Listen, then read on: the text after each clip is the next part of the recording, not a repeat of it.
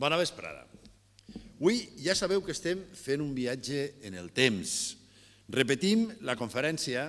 repetim entre cometes, clar, la conferència inaugural de la Universitat Popular de València que es va celebrar un diumenge de febrer, el dia 8 de 1903, així al costat, al carrer Llibrers, al que era el Centre de Fusió Republicana, un edifici que ja ha desaparegut.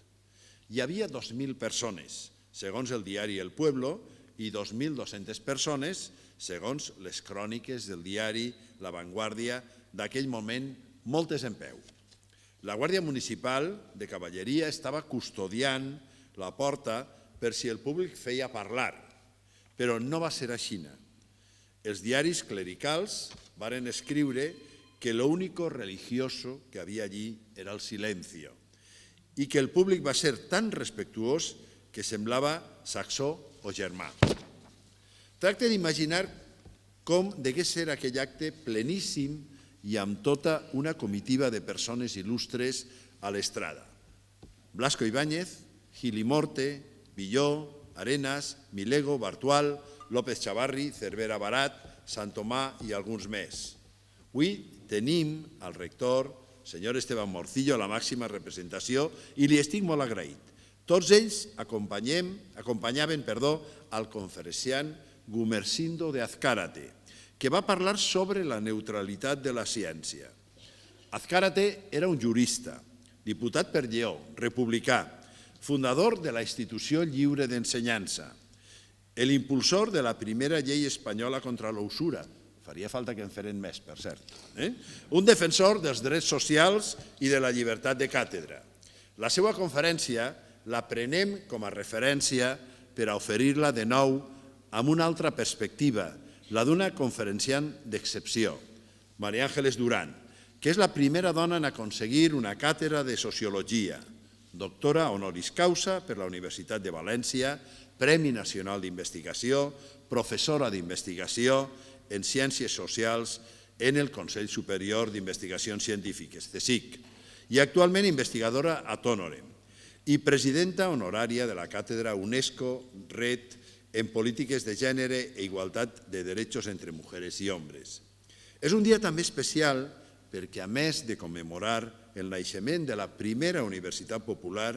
entretim vincles amb la Universitat de València, amb la que compartim molts objectius i caminem paral·lelament en col·laboració i estima.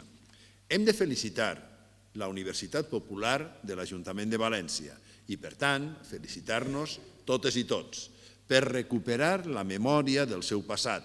per reconèixer els valors nobles que l'acompanyaren en el seu origen i donar-los protagonisme a l'encetar una nova etapa. La Universitat Popular té un valor clau que la fa una institució singular i és, sens dubte, la seva repercussió social, un valor que va molt més enllà de la formació, l'animació sociocultural o el creixement personal de cada participant. La Universitat Popular ha acompanyat aquesta ciutat al llarg del temps en la seva evolució i continua mantenint vigent la seva utilitat, el seu objectiu que sempre serà necessari i valuós, la participació social, l'accessibilitat a la cultura, la lluita contra les desigualtats en tots els sentits, a través de l'educació, la inclusió social, la solidaritat. La ciutat de 1903, de la que va ser la primera universitat popular, era una ciutat on l'analfabetisme era altíssim,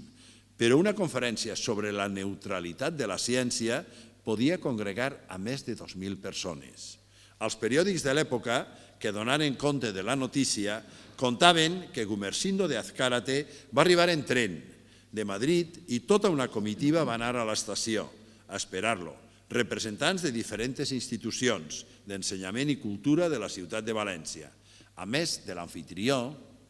don Vicente Blasco Ibáñez, estaba allí un representant de la Institución para la Enseñanza de la Mujer, un altre de l'Ateneo Científico, del Centre de Fusió Republicana, diferents catedràtics com Gili Morte, Juan Bartual, Antonio Pinto, tota la redacció del periòdic El Pueblo, tota una comitiva que va desfilar pel carrer Làuria darrere del conferenciant era una ciutat que desitjava prosperar i que mirava la cultura i l'educació com a ferramentes clau per aconseguir-ho. Eixa ciutat de 1903, que estima la cultura i que lluita per erradicar la desigualtat, és la ciutat que mai ha de deixar de ser València, perquè és un objectiu, un desig, un plantejament noble i en benefici de totes i tots. Moltes gràcies.